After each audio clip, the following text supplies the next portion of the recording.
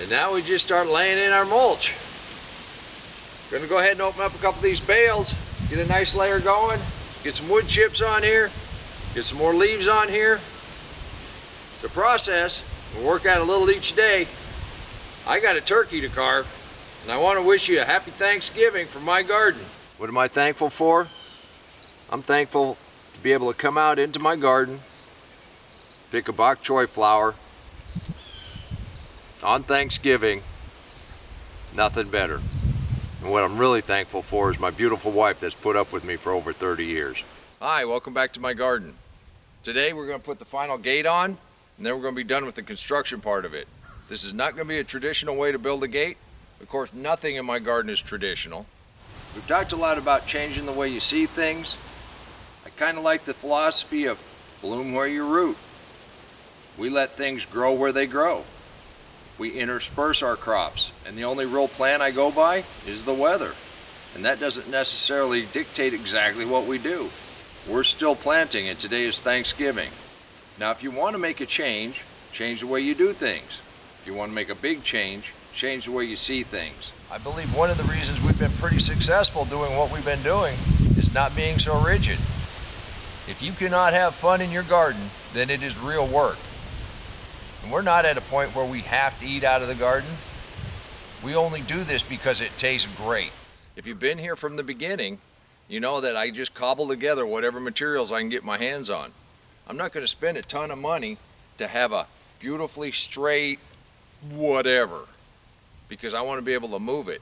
And as you see, we can just pull these posts up, move that wire anywhere we want to. So there is a reason behind that. It's not just that I'm cheap, although if you ask people closest to me.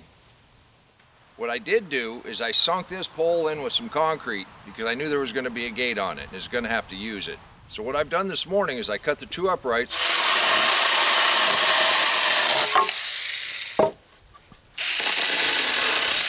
hinged it. Now I've got the bottom sill, I've got that cut.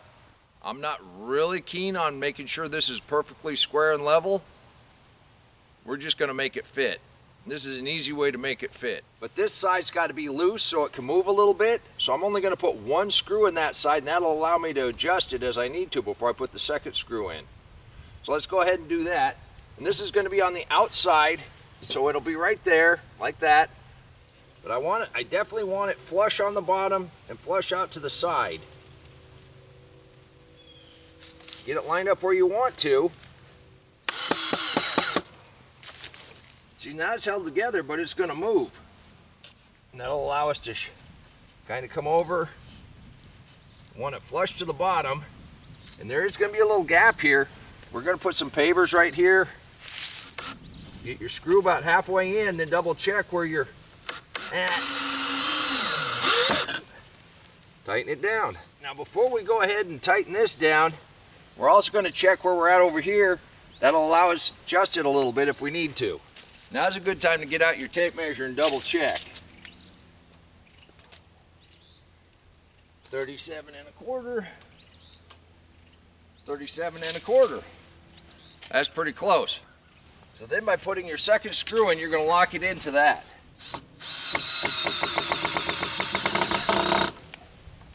And there you go. Bottom sill's on. Now these are going to be different heights.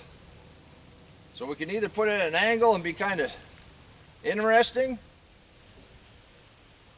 We'll put it at a slight angle because why not? See how our little chainsaw does.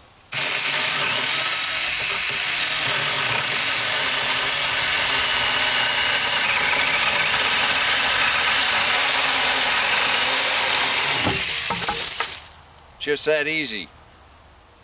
Not only cuts wood, not only cuts branches, but it's really good for a do-it-yourself project.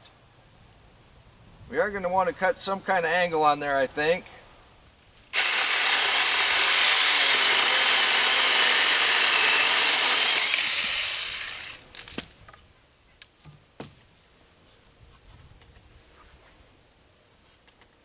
Well, that ain't too bad.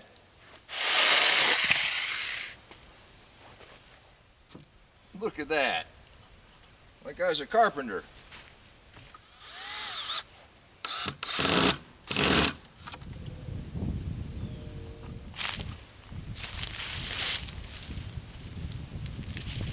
That's beautiful.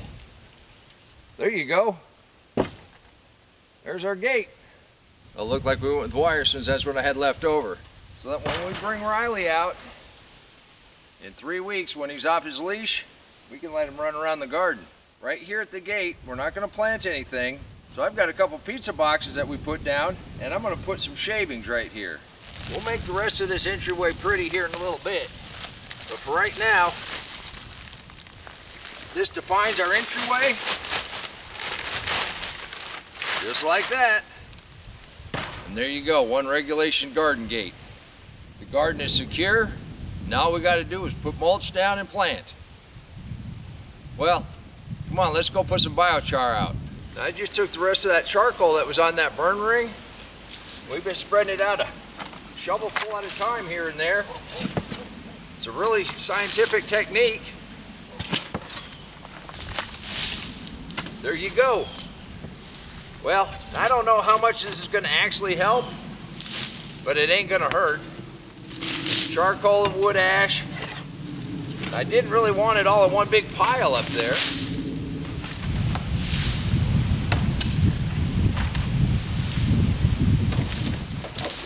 Just work at it a little at a time. And now we just start laying in our mulch. That's just a baby turnip, but that's going to be good for dinner tonight. And the other thing I'm thankful for is you. I'm thankful that you stop by from time to time and check in on me, see how the garden's growing. I'm also thankful for the motivation you give me to come out here day after day and show you what's possible in a garden. I thought folks might be interested in seeing how you can garden without having to weed.